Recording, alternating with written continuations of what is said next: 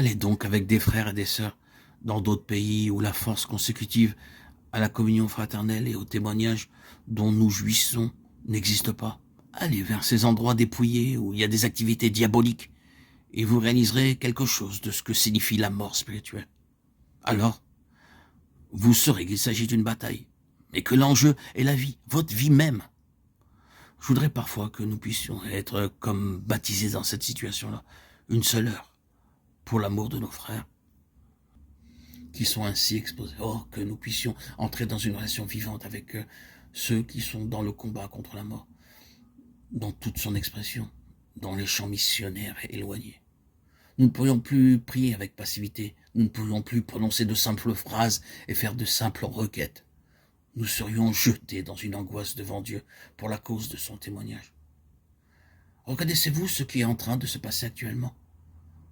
Pour l'ennemi, peu lui importe le nombre de ce que nous appelons Église, le nombre de prédications et de pieuses adorations. Je ne pense pas qu'il considère combien nous sommes orthodoxes dans notre doctrine, dans ce que nous appelons la saine doctrine. Ce à quoi il s'oppose farouchement, c'est la vie. Et beaucoup d'endroits, pour autant que dans la prédication et les choses dites, on ne peut trouver aucune faute. Il n'y a néanmoins aucun sens de vitalité. Il n'y a pas d'énergie produite, pas d'impact, pas d'action dans les gens, manifestant le témoignage du Seigneur ressuscité, agissant en vainqueur contre les forces du mal. L'ennemi les maintient sans faire de bruit, gentiment, confortablement, dans la mort spirituelle. Il est nécessaire pour nous que nous prenions conscience de ce qui nous arrive et de sa signification. L'explication de beaucoup de lourdeur, de beaucoup d'expériences difficiles n'est pas simplement le fait que nous ayons pris un repas qui ne nous convient pas ou que nous nous sentions pas trop bien et qu'ainsi nous sommes incapables de prier comme nous le voudrions. Non, non.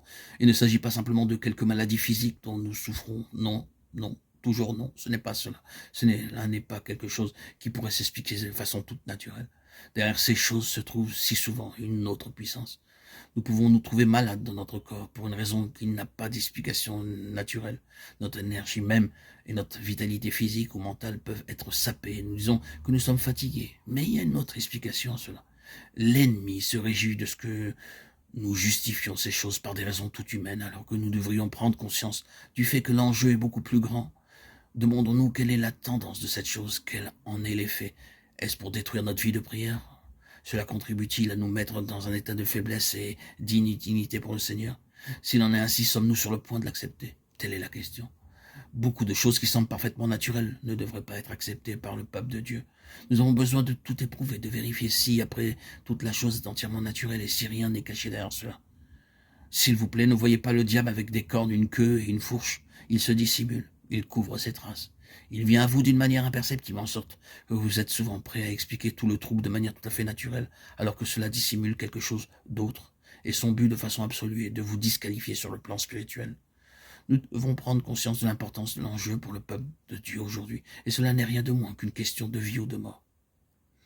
Or, que le Seigneur puisse nous venir en aide, puisse le Seigneur nous mettre dans une nouvelle position en relation avec cette terrible contestation, qui est une question de vie ou de mort.